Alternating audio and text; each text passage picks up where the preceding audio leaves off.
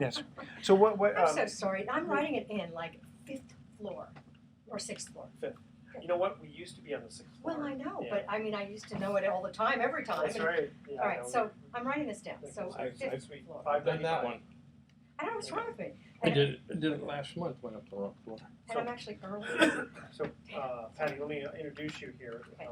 On the phone, we have Paul Gil from Lomiko Metals, and Paul has he's got this thing called graphene, which he will explain to us again.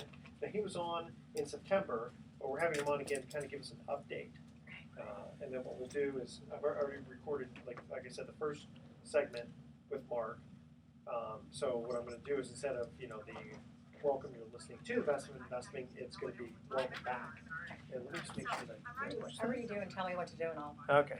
And then we'll get into all the good stuff that you have after. So we're going to have him on for a segment, and then it'll be just you and me after. Okay. All right. Hang on, Okay. Snoopy. And then Paul, you ready? We're just getting Kramer set up with the video. Totally. Good. Hi there. Hi there. Oh, I started. Oh, you Paul, got this is a note Patti on Cohen. your pad there. Yep. Yeah, you just did. Oh, I did. Okay. Why is it back Are here? you guys ready? I'm ready. Are you ready? Okay, here we go. Make sure I do this correctly. Okay. Well, welcome back to The Best of Investing. I'm Edward Brown, your host, and Mark had to take off, but we do, of course, have Patti Cohen in here, our other co-host from Pacific Union Realty. Now, Patti, we also have on the phone our guest, Paul Gil from Lomiko Metals. Now, Paul, you weren't on the show before, but last month Paul was on to explain to us his company. And Paul, why don't you explain, because you came up with something called graphene. I think we want to remind the audience what that is, and then you wanted to give us an update. Sure. Hi, Edward. Hi, Patti. Hi. Hi there. What our company does, Lomiko Metals, is we have got a sub called Lomiko Technologies, and we invest in nanotechnology companies. And the ones we specifically pick out are surrounding this new material called graphene. Now, graphene is 200 times stronger than steel, 1,000 times more conductive than copper, and it's stretching. It can stretch and flex. So it's a really interesting suite of properties that it still has. What is it made out of, or is that what it's made Yeah, out of? good question. Essentially, graphene is a form of carbon. So it's, as you know, diamonds are a form of carbon, and coal is carbon. It's just about the structure of the atoms that's different. So this particular structure of atoms for graphene creates a hexagon pattern, just like chicken wire. And so if you connect all of these together, it gives super strength to the material, but also stretchability, which is a really odd combination. That's what happens. And also conductivity, because carbon is very conductive. Yeah, it's almost unbelievable that it stretches and it's that strong. I imagine there's a lot of applications for it. Yeah, and that's exactly the point, is that what really got me excited about this material and got me going on it about 2 years ago researching it was that there was at that time 6,000 patents filed on graphene, and that got me excited. But what really has got me going now is that as of today, there's over 12,000 patents filed. How many? We're not talking about mad scientists here. We're talking about Lockheed Martin. We're talking about the U.S. Army that filed patents. But can you go into those patents for a minute? Because I'm wondering how many different kinds of patents can you have for this one element, call it? I guess they're called utility patents. Question. So what they're patenting is not the element itself, but the application. Okay. So what they've done is they've used graphene. Lockheed Martin, for instance, has used graphene in a filtration device that would allow seawater or any kind of contaminated water to be completely cleaned through a graphene filter, and to the point where you can drink the water. Wow. This has got applications all over the world where there's contaminated water. Wow, amazing. Yeah, Because I mean, I could just see all the third world countries and people camping and can you take seaweed water and do that with it? Exactly. You Wow. can take any kind of water, and you'll be able to do it. Now, of course, it's all in testing and prototyping phase. So this is something that will eventually come out in the next little while. And then you said your company specifically has how many patents on it? Yeah, our company directly doesn't have a patent on it, but the company that we've invested in Okay. is called Graphene 3D Lab, and they've done something very phenomenal with the material. What they've done is taken this material and combined it with plastic and put it into form that you can print out of a 3D printer. So Wow. as you probably guess, you have something that a material that is very conductive, very strong, and also flexible. It's hard to create a 2x4 out of this material and then try to make a house. No, what you do is you throw out the whole concept. Take 3D printer and you print whatever you want, exactly the shape you need it in. If you want a bumper on a car, print a bumper on a car, and without any waste, you have this end product. The thing is, how big a printer do you need for that? Print me a house, And we can print you a house, Wow. no problem, because they've already done that in the Netherlands with 3D printing. So the 3D printing model is all about what you can program with a computer and the size of your printer. Just like the size of any machinery, you can change the size of machinery. The computer programs it. Most machinery doesn't change. This is even more technologically advanced than Star Trek.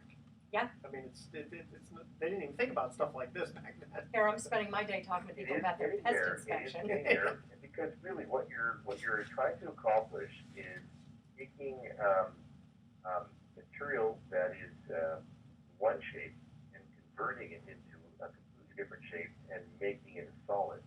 So it will eventually be a situation where you can materialize objects. That's so weird. That what that reminds me of is, okay, did you see the movie Terminator 2? Right, with the guy with the liquid, that the guy turns himself into liquid and then he turns himself back into a human. Yeah. Basically. A lot of those Hollywood movies are based on some form of scientific postulation. So we really what we look for at Lomiko is something that we think the future is going to be made of, and we think the future is going to be made with graphene related materials. Combining this material with plastic, combining it with other hardening materials, with steel, using it as a coating. That's where we think the future is going. That's why we are invested in all of these graphene companies, and we think that we're going to keep looking for very interesting patents where we have a strategic advantage and help those companies go public. Have you seen any downside to it? Like if it it'll melt at a certain temperature, or it'll freeze at a certain temperature? Yeah, really the downside right now is whether there's any health effects to the grading of this particular material, whether or not the material will burn, and whether or not the application that you want to use it for, say if you want to use it for the shell of a car, a really lightweight car, you make it out of graphene / plastic. Well, what happens driving down the road and there's a lightning strike, and because it's so conductive, it just flies your car. So you've got to make sure that the application is well thought out and all of the various factors are dealt with, and that's what's taking so long. Yeah, I can imagine. To do for some of these companies. They're doing a lot of research. Now, just a one fact that I mentioned before, the 12,000 patents is one thing. Now, in Europe, they're spending 5 billion euros of research dollars on this material. In the States, we probably spent about $3 or $4 billion, and yet no one has heard about it. Yeah, that's all that I can think of is that the general public, I think, has no idea about it. Yeah. And I'm hearing about this thinking, this is like front page news. I would think that, there would be some kind of TV show about it at 60 Minutes or something. Well, if you ask somebody what graphene is, they'd say that's what you put in the pencil in your lead. Yeah. Right? That's exactly right. I mean, graphite is pencil lead.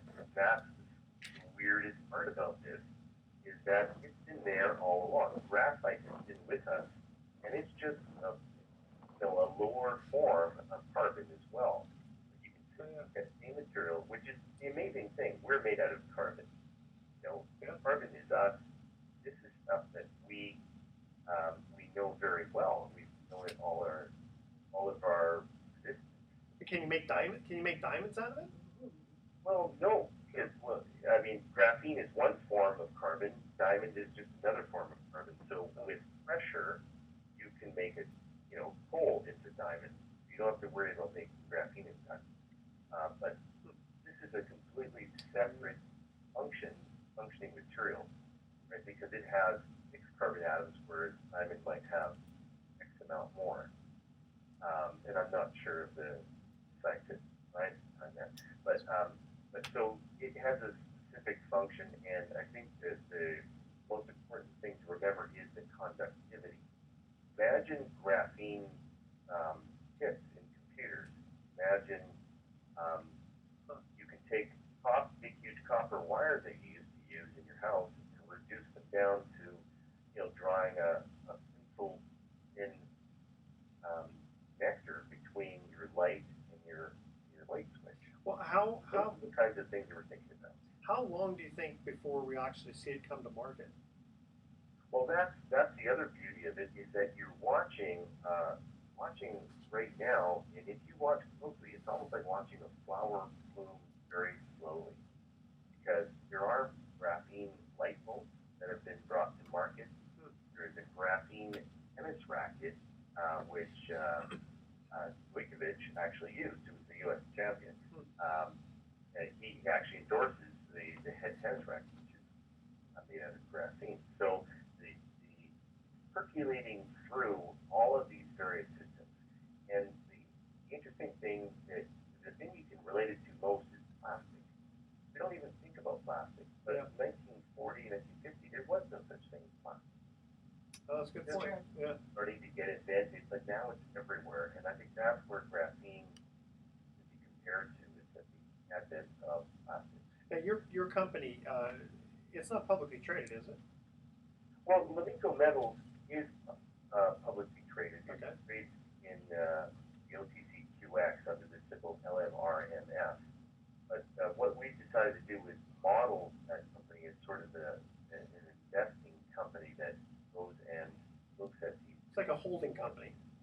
Yeah, it's a holding company. We also have, the other side of it is to actually locate the source material, which is high quality slate graphite. And so we've gone to Quebec, Canada, and located the source, and we're trying to prove out the mine itself that has the graphite in it, because that way you can lower your entire cost structure by knowing where you get the raw material from, and then also investing in the end product. Wow, very cool. So, Paul, we have to cut out here now. If people wanted more information about this, where would they look? Well, on our website, lomiko.com, LOMIKO.com, we've got a whole research section on graphene, and we have explanations and videos and everything. So, welcome to start there, but Googling the word graphene, GRAPHENE, will amaze you. There's a lot of stuff to learn. Great. Paul Gil from Lomiko Metals, thank you so much for joining us on the Best of Investing and giving us an update. Thanks, Edward. All right. Fascinating. Very interesting stuff. Very 21st century stuff. Very. And it struck me, though, when he pulled it all together and said, basically, before there was plastic, and you look around, it's everywhere.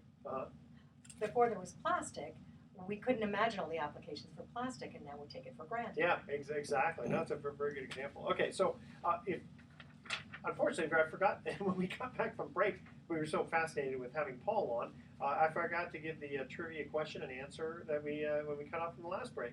So here the trivia theme is a classic trivia from classic films.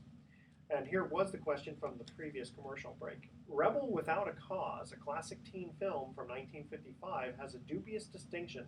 Only one of the top 4 credited players reached the age of 50. Who lasted the longest?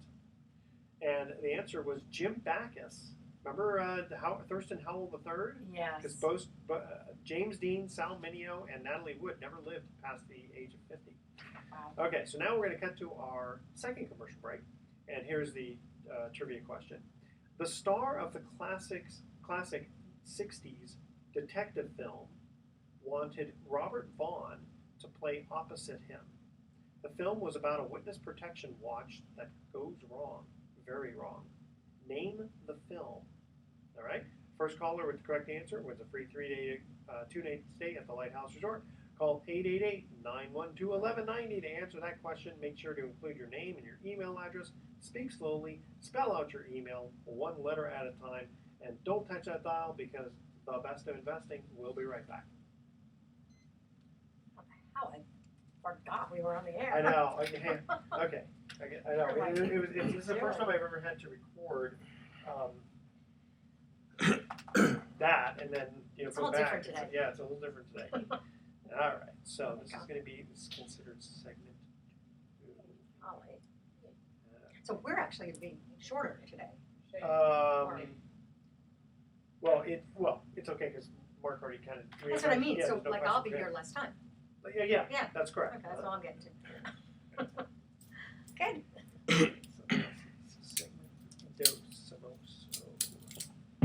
Right, Mr. Kramer? No. I like your little note, Kramer. Oh, thank you. What did it say? It says hi, Patty. Oh. Yeah. It's cute. Little smiley face. Someone ought to say hello. Then, that's right. then he's calling me. I mean, Peter. no, Ed. No, but anyway. Edward does, but Mr. Kramer. Kramer. Mr. Kramer's ready. Okay. All right, and the trivia, or excuse me, the email question we have for you is, how do you think the latest non-move by the Fed regarding interest rates will affect housing prices? The non. Because they didn't raise them. Oh. Yeah. I'll take it. I love it. Okay. Yeah. And one thing, I know exactly what to say. one thing, not to confuse you, Patty, but it looks good when you look at the camera. Like when Mark does it, looks good. Or when I'm looking at you. Yeah, because And make sure you get close to the mic, too. Because I'm sort of like. because in radio, no, but it looks good when she does it. It looks good when Mark does it. Okay. It don't look good when I do it. You do it. It's always a funny face. Yeah. Yeah. Okay, so good. I mean, whenever you feel like it, and you So feel once in a while, I'll look comfortable. over to. The more coaching, the better. Thank you very much. Yeah. Yeah. Yeah. I had to adjust this thing because you started talking way back here, and I go, oh, I forgot we were on the air. Yeah. See, that's so good. We try to make it natural. All right, are we ready? All right. Away we go. Ready? Ready, Teddy? Welcome back to the Best of Investing. Edward Brown here, along with Patti Cohen. When we cut to the second commercial break, we asked this trivia question. This theme is classic trivia from classic films. The star of this classic 1960s detective film wanted Robert Vaughn to play opposite him. The film was about a witness protection watch that goes wrong, very wrong. Name the film. Actually, I didn't like this film. It was Bullet with Steve McQueen. I wasn't allowed So to everyone, say you know, to watch it. the big deal about Steve McQueen, I really don't get it. Some of the stuff he's done, I don't think he's that great, but a lot of people are just, ooh, Steve McQueen, all that, right? Ooh, his motorcycle, anyway. Yeah. Okay, so last week now we had a special trivia contest where the winner was going to get a 2-night stay at the Avalon Lodge in Lake Tahoe. So get this, okay, this is the first time we ever had something in Lake Tahoe. We kind of enjoyed this. This is in South Lake Tahoe.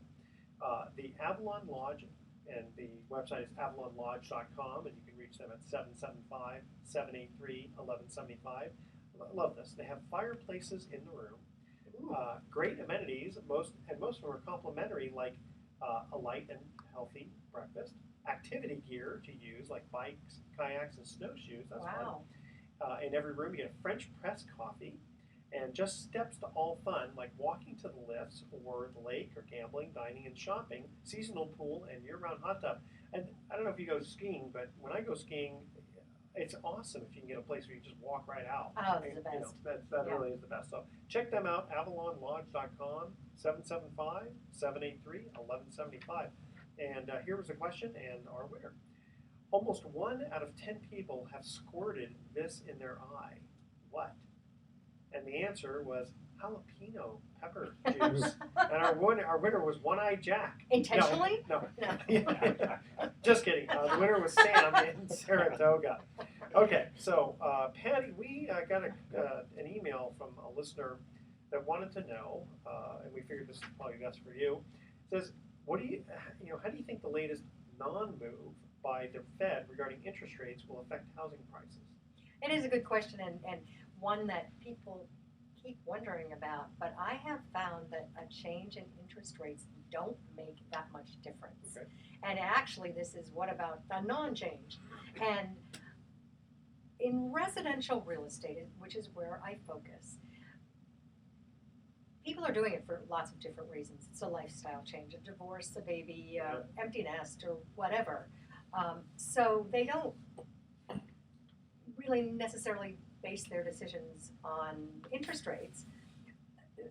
They base their timing on it, Okay. and sometimes a rapid change will make it, where they can't buy at all. But that's not really likely in the Bay Area.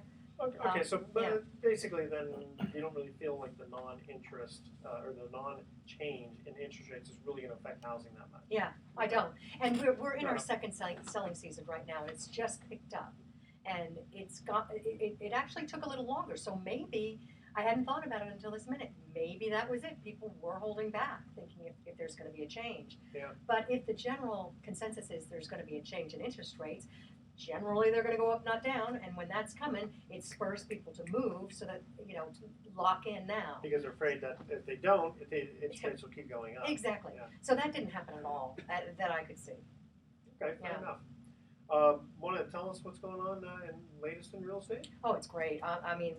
We've just picked up, and every single year, when I look at year-over-year numbers, the market just keeps getting tighter. So when I did my numbers this week, looking at last year versus this year, we have a greater percentage of prices over asking. Okay. We have fewer listings, and all we have been talking about for 3 years is the lack of, quote, inventory. So we have even less now. We have fewer days on the market, and yet we have fewer sales. And I want to really be clear about the fewer sales, because what gets picked up by the media is that, real estate numbers are down because less properties sold this year versus last year. That's a kind of an unfair characterization, though. Yes, fewer sold because there's fewer on the market. Because if we have fewer days on the market and a greater percentage over asking, that's not a bad market. And what is also happening is the rate of appreciation has slowed down. Yeah, it's sort of like when they say that we're in a surplus budget, and they go, no, we're not in a surplus. They're just spending less negatively than they were before. So That's in this right. case, it's still increasing. It's just not increasing as much. Exactly, Okay. exactly, and that's nice and healthy. I mean, there is some pushback by buyers where I'm hearing a lot from a lot of people.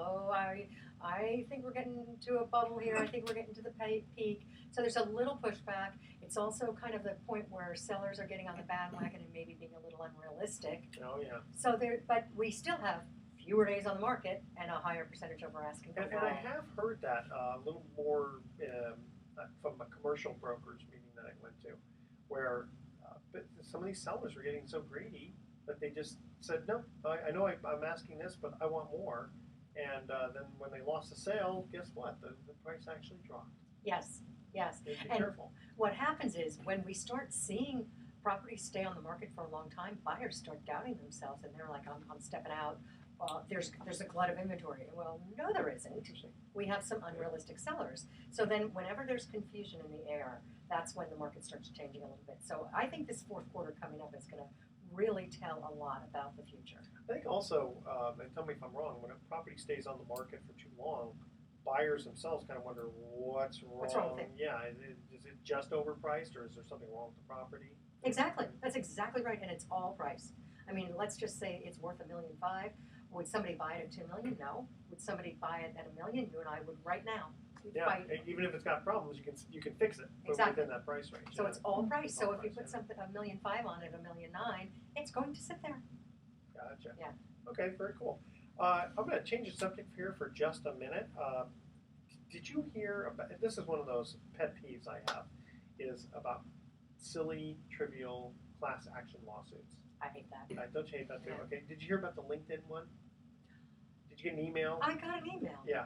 So did you read it? This one I happened to read. Okay. And if I'm not mistaken, and please audience, correct me if I am mistaken, but the way I read it, okay, when you sign up for LinkedIn, you basically allow them to get into your folders, your emails, with their contacts to be able to invite other people. Okay, so you agree to that. Yes. And they can approach other people and say, hey, so and so, invites you to LinkedIn or whatever it is, right?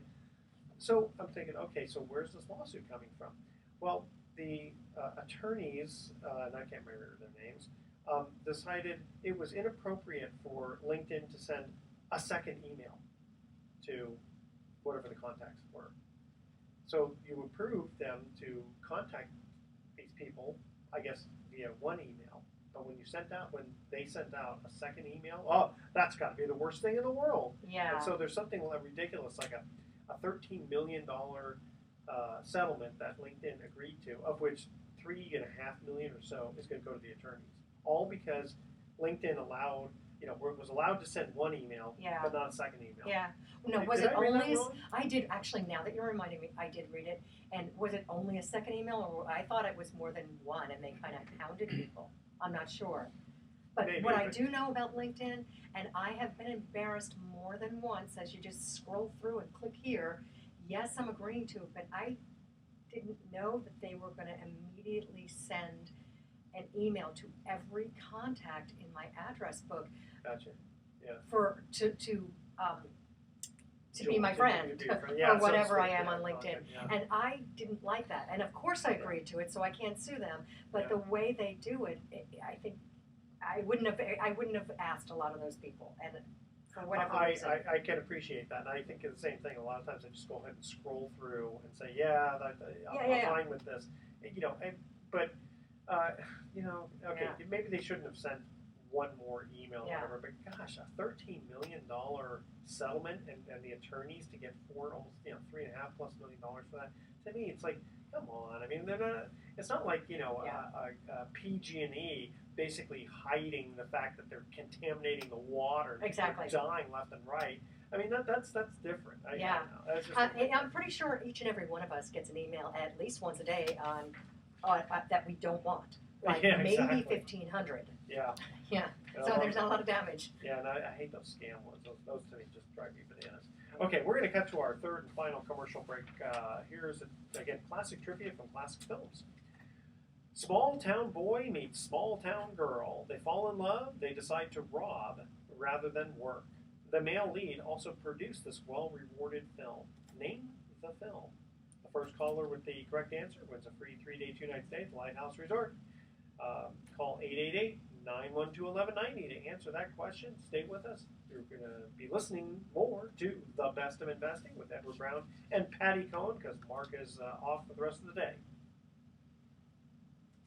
All right. Okay. I do have if there's time, another thing to talk about. Fun with Dick and Jane. Did you ever see that You're just one? going to have... I did see that. God, that was a good one. Did you That see was that? fun. I They think I did the did. remake. Oh, that was Long time so ago, right? funny. Yeah. That was pretty funny. Yeah. And the remake was not bad with Jim Carrey.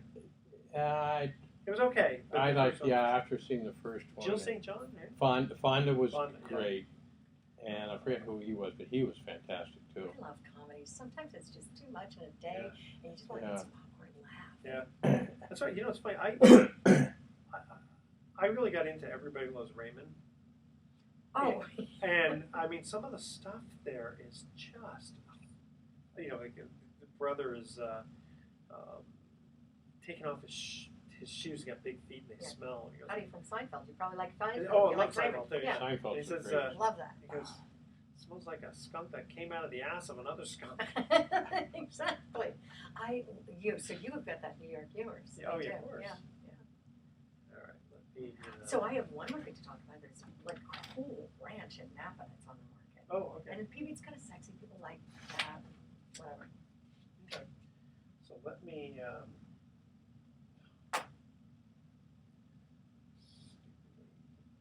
me just.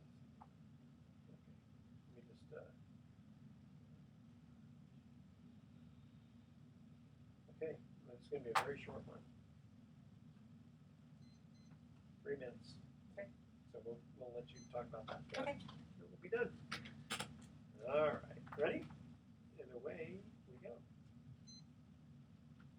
Welcome back to the Best of Investing. Edward Brown here along with Patti Cohn. Trivia question. Small town boy meets small town girl. They fall in love. They decide to rob rather than work. What's the name of the film? Bonnie and Clyde. Bonnie and Clyde. Bonnie Oh, and okay. Clyde. Okay. That was with Warren Beatty, right? Yes. And Faye Dunaway? Faye Dunaway. Boy, Yes. I tell you, my Alzheimer's hasn't kicked in yet. Okay, now, Patti, before we get out of here, do you have an interesting property you want to talk about? Oh, I have never been so excited about a property that is coming up. It's not yet on the market, and I can imagine so many listeners have a vision of one day having, a vineyard in Napa. I've got 82 acres of prime real estate in Napa, and it's got a gorgeous home, rolling hills. You can see views down to the Bay Area and Mount Tam. How much? And it's really, it's $2,900,000. That's really not pretty bad. low for all that. And I didn't even tell you that Regina, that's where they produce Regina oil. And Regina oil, olive oil, is not that well known because it's only available in really high-end restaurants and grocery stores in Napa County. And they grow grapes, really good grapes. So you can actually make some of your money back by selling the grapes? Exactly. And, for the people that have this vision, wouldn't it be nice to own a vineyard someday, Yeah. have a second home. You've got a guest house, an amazing home, pretty amazing. It's $2,900,000. It's not on the market. If Okay. you are interested, it is my listing. Okay. Definitely call me at 415-722-4842, Patti Cohn. Wow, that sounds pretty exciting. I like that one. Yeah. Okay. Maybe we'll have to. Maybe you're going to buy it. Yeah, I was going to say. I always want to have my own wind vineyard. Okay, so now we're going to cut to our hockey thoughts for the day. Gordie Howe said, all players are bilingual. They know English and profanity. And Gil Peralt, and I don't know who that is, but he said the 3 important elements of hockey are forecheck, backcheck, and paycheck. All right. Tune in next week to The Best of Investing. We're going to be giving away more free vacations for answering trivia questions. Thanks for listening. On behalf of our team, I'm Edward Brown. We're wishing you the best of investing. Woo! Yoo-hoo! Well, I like it that way. I like it. It's nice and short. Nice Fun and one. short. It's double work for you, but I wish it was like this every time. I just sold a house today.